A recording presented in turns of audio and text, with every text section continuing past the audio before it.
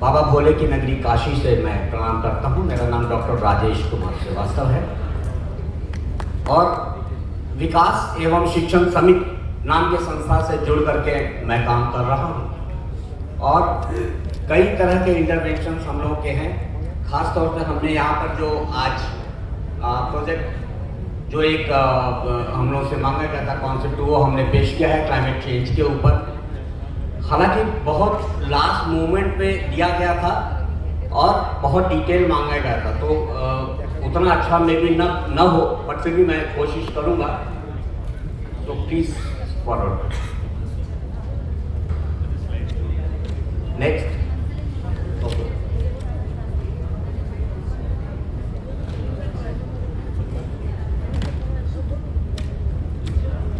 This is Vikas Evam Shikshan समिति, जो short में बेसिक दिया करते हैं। मैं थोड़ा सा इंट्रोडक्शन दूंगा अपनी ऑर्गेनाइजेशन के बारे में, जिसको मैं रिप्रेजेंट कर रहा हूँ। इसमें बहुत डिटेल नहीं जा रहा हूँ क्योंकि समय कम है। इंट्रोडक्शन 1995 की एस्टेब्लिश्ड और ऑल ओवर इंडिया हम वर्क कर सकते हैं। Vision, mission and core values is there. हमारे ऑर्गेनाइजेशन की detail, thematic area and geographical presence.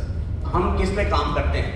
मुख्य रूप से विमेन एंड चाइल्ड डेवलपमेंट, और इस विमेन एंड चाइल्ड डेवलपमेंट में हम वो सारे एस्पेक्ट्स कवर करते हैं जो उनके उत्थान के लिए, जो उनके डेवलपमेंट के लिए जरूरी है। Environmental education, environmental awareness and capacity building, health and hygiene, education, youth development, science and technology, rural development etcetera etcetera. Geographical coverage, लगभग हम लोग इस समय 3 डिस्ट्रिक्ट्स के 5 ब्लॉक के 20 विलेजेस कवर कर रहे हैं। इसमें से एक बहुत महत्वपूर्ण डिस्ट्रिक्ट भी है, Chandauli. Chandauli is the aspirational district. Actually aspirational district में ये है कि वहाँ अभी विकास करने को बहुत कुछ बाकी है। सरकार का फोकस है, इसे सरकार द्वारा घोषित किया गया है एस्पिरेशनल डिस्ट्रिक्ट, तो यहाँ भी हमारी प्रेजेंस है। Awards and recognition, honourable PM Shri Narendra Modi साहब के साथ हमारी ऑर्गेनाइजेशन को इनवाइट किया गया था एक नेशन वाइड कैंपेन को स्टार्ट करने के लिए, जो इन्वायरमेंट बेस्ड था। सीएम योगी आदित्यनाथ जी महाराज ने भी हम लोगों को इन्वायरमेंट के काम पे ऑनर कर चुके हैं।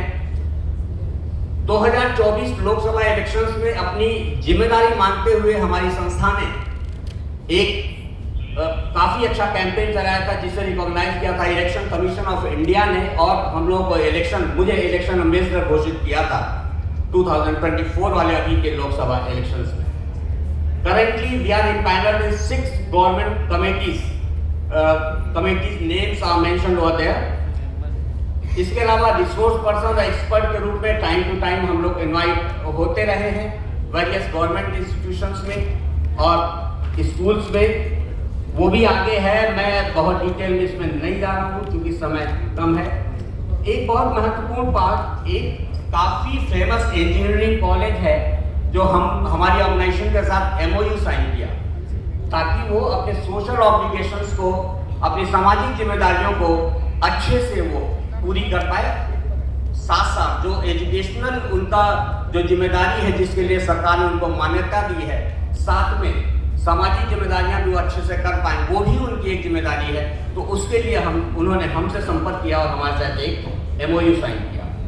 हम इसके अलावा यूथ डेवलपमेंट प्रोग्राम्स में इंटर्नशिप प्रोवाइड करते हैं, जिसमें हमारे NGO में पूरे देश के प्रतिष्ठित कॉलेजेस से, इंस्टीट्यूट से, यूनिवर्सिटीज से बच्चे आते हैं। ये वो तस्वीर हमारे लिए सौभाग्य का विषय, जब माननीय मोदी जी और माननीय योगी जी ने सम्मानित किया था। ये हमारी एक्टिविटीज की कुछ फोटोग्राफ्स यहाँ पे हैं। कुछ अखबार की नजरों में ये कटिंग्स हमने लगा रखी है। अखबार खुद ही कह रहा है कि हम क्या कर रहे हैं। ये रहा, बहुत छोटा छोटा सा है, क्योंकि मैंने बताया आपको स्लाइड्स की फाउंडेशन थी और बहुत लास्ट मोमेंट में मिला था। तो हम मोटा मोटी एक एग्जाम्पल, अभी का एग्जाम्पल लेके चलेंगे, बजाय इसके कि हम एक एक पढ़ के बताएं आपको, उसमें टाइम जाया होगा। मैं आपको बताऊंगा, हमारे एक जानने वाले किसान हैं जो उसी चंदौली डिस्ट्रिक्ट के हैं, जो कि एस्पिरेशनल डिस्ट्रिक्ट है, और जहां पर सरकार का पूरा फोकस है कि हमें वहां पर बहुत काम करना है।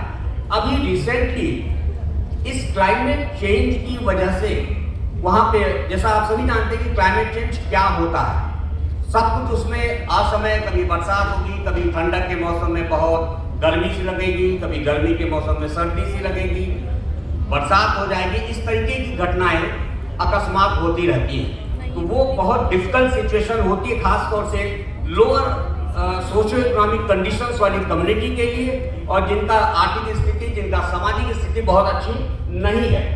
तो मैं बात कर रहा था अपने उन जानने वाले फार्मर की, उनका एक छोटी लैंड होल्डिंग है, उसमें उन्होंने धान बोया था।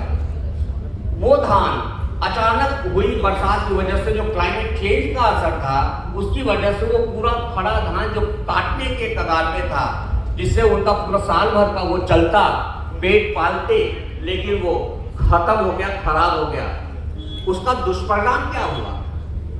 उसका दुष्परिणाम ये हुआ कि पहले वो लोग मशीनों से कटवा लेते थे, जब प्रॉपरली वो खड़ा रहता था तो साल भर का वो अनाज ले लेते थे, कुछ बेच लेते थे। लेकिन जब गिर जाता है तो मशीन वहां पे नहीं चलती, बहुत सारे हमारे साथी जानते होंगे। तो मशीन नहीं चली, लिहाजा उन्हें मजदूरों को रखना पड़ा, और मजदूर रखे तो उसकी कॉस्ट 3 से 4 गुनी बढ़ गई। मतलब जितनी लागत आई थी उसका 3 से 4 गुना उन्हें लगाना पड़ा उस खेत को कटवाने में, उस धान को कटवाने में। मैंने उससे पूछा कि क्यों कटवाया आपने? छोड़ देते ऐसे ही, फिर खाद के रूप में परिवर्तित हो जाता। उन्होंने कहा कि साहब अगर हम कटवाएंगे नहीं तो हम अगला गेहूं कैसे बोएंगे, हमारा पेट कैसे भरेगा?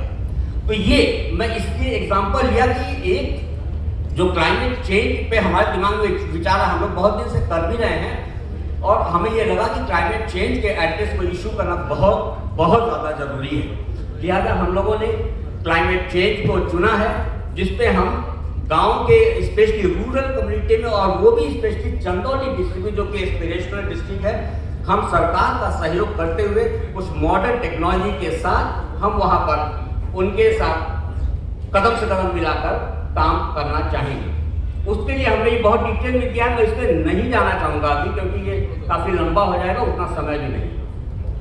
कैसे इंटरवेंशन करेंगे, क्या मेथोडोलॉजी होगी हमारी, हमने क्लियरली यहाँ मेंशन किया हुआ है। क्या हमारा सस्टेनेबिलिटी मॉडल क्या होगा, कैसे इसको स्केल अप करेंगे, वो हमने इसमें दे रखा हुआ है।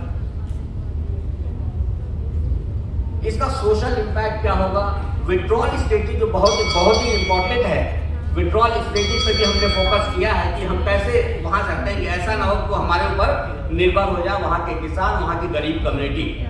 लिहाजा हमने एक विड्रॉल स्ट्रेटजी भी यहाँ पर अपनी पूरी शिद्दत के साथ हमने इसको लिखा है, और इसमें कैसे उनको आत्मनिर्भर बनाएंगे जिससे वो सेल्फ रिलायंट होंगे और without any external dependency they will work. ये हमारे कुछ सपोर्टर्स जो कभी कभी सपोर्ट कर देते हैं हम लोगों को, so thank you so much. ये हमने देखा, कोई क्वेरी होगा, लेकिन अभी जैसा कि निर्देश है कि अगर कोई कुछ पूछना चाहे तो पूछ सकता है, प्लीज।